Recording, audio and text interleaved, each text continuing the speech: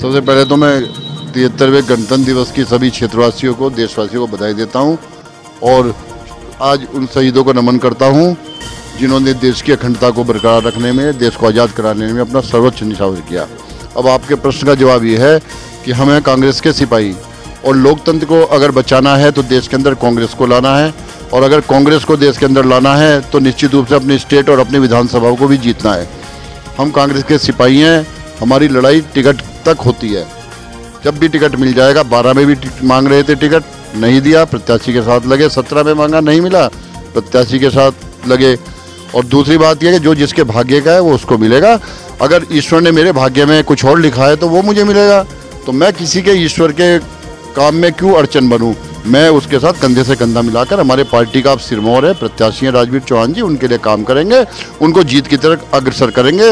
मेरी पूरी टीम, मेरे पूरे साथी, मेरे सारे रिसोर्स जितने भी हैं, सब उनकी जीत के लिए एक मील का पत्थर साबित होंगे और हम अपने प्रत्याशी को जिता कर लाएं।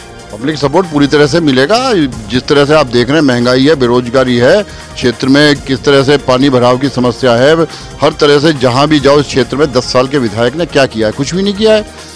और जो आज जनता जिस तरह से त्रस्त है, रोजगार के लिए युवा त्रस्त है, निश्चित रूप से कांग्रेस की विचारधारा, कांग्रेस का जो एक विजन है, उसके तहत हम अपने क्षेत्र के विकास में एक समग्रता लेके आएंगे और हम अपने प्रत्याशी को जिताकर उसका सबसे बड़ा पहले यही काम करवाएंगे कि स्थानीय युवाओं को 70% रोजगार मिलना चाहिए, और जितना भी हमारे ये सिडकुल के अंदर जो ठेकेदारी प्रथा चल रही है ये समाप्त करानी चाहिए।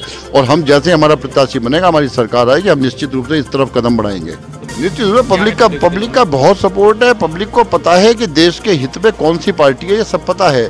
चंद दिनों में इन्होंने भावनाओं में बहकर अगर इन्होंने किसी को बरगलाने का काम किया है तो निश्चित रूप से किसी भी आग से बड़ी आग पेट की आग होती है। जब आदमी के रसोई के ऊपर, आदमी के पेट के ऊपर बेरोजगार नहीं होगा, पैसे नहीं होंगे, रुपया पैसा हाथ में नहीं होगा, तो आदमी कितना ही कोई भी चीज़ बरगलाने का काम करे, रोटी से बड़ी कोई बरगलायत नहीं होती है। जब रोटी के ऊपर आज की सरकार में, मौजूदा सरकार में रोटी के ऊपर आज लानत डाली हुई है, रोटी के लिए आज जनता को त्रस्त किया हुआ है, तो निश्चित रूप से उस आग को बुझाने के लिए कांग्रेस पार्टी की तरफ आना ही पड़ेगा। मैं कह रहा हूँ ना, दिल्ली में तो भाई साहब इतने रोजगार बट रहे हैं कि वहाँ कमी हो रखी है आदमियों की। मात्र बिजली फ्री देने से या पानी फ्री देने से अगर देश का विकास हो रहा है तो बाकी चीज़ें छोड़कर बिजली पानी से क्या आपका लगेगा।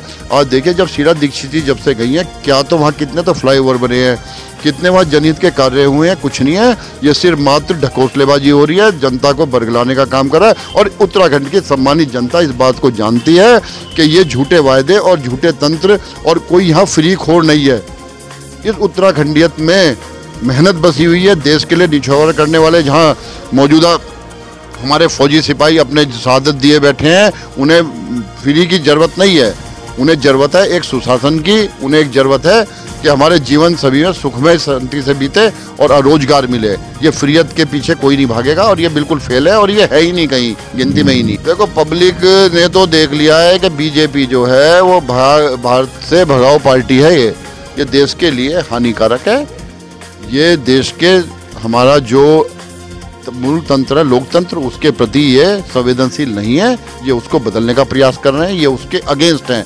तो निश्चित रूप से जनता जानती है अगर लोकतंत्र को बचाना है तो कांग्रेस पार्टी को आगे लाना ही पड़ेगा। निश्चित रूप से अगर कांग्रेस पार्टी होती है तो सिडकुल जैसा विकास, भारतीय इलेक्ट्रिकल जैसा विकास, हरिद्वार को जिला बनाने वाला विकास, आज देख रहे हैं चारों तरफ आज भी भारतीय जनता पार्टी के पास हरिद्वार में कहने के लिए कुछ नहीं है कि हमने किया है। कोरी सिर्फ बयानबाजी की है, खाली उद्घाटन किए हैं। अगर बनाने होते तो कई साल पहले हॉस्पिटल ESI बना गए होते, हॉस्पिटल जो जगजीतपुर में वो बना गए होते। रानीपुर क्षेत्र के अंदर एक हॉस्पिटल नहीं बनाया, एक सरकारी स्कूल नहीं बनाया, कोई केंद्रीय विद्यालय नहीं बनाया, कोई आर्मी स्कूल नहीं बनाया, कोई टेक्निकल एजुकेशन का कोई हॉस्पिटल तक मौजूद नहीं है। तो ये चीज़ें जैसे ही कांग्रेस पार्टी आएगी, इन चीज़ों के मूलभूत समस्याओं के लिए ध्यान दिया जाए। जो पुल का जिनका ये कर रहे हैं, जितना भी ये बना हुआ है, ये मनमोहन सिंह जी के समय के पुल पास हो रखे हैं, कांग्रेस के समय के पुल पास हो रखे हैं। अगर महज उद्घाटन कर दो तो उससे उनका पुल बनाया नहीं होता है। उन्होंने सिर्फ उस पुल को तोड़ा है जो आज समाज के बीच में हिंदू मुस्लिम के दिलों में बसा हुआ था। उस पुल को तोड़ने का काम इन लोगों ने किया है, सांप्रदायिकता फैलाई है इन लोगों ने। इसके अलावा इनके पास और कोई मुद्दा नहीं है। मैं कह रहा हूँ कि उस नेगेटिव काम करने का क्या फ़ायदा है, ये बताइए ना आप मौजूदा विधायक ने क्या किया है? मौजूदा विधायक ने ये किया है कि 10 किलोमीटर लंबी सड़क है, एक खास विशेष जाति की 3 किलोमीटर की तो बना दी, फिर 2 किलोमीटर की छोड़ दी, फिर विशेष जाति की बना दी।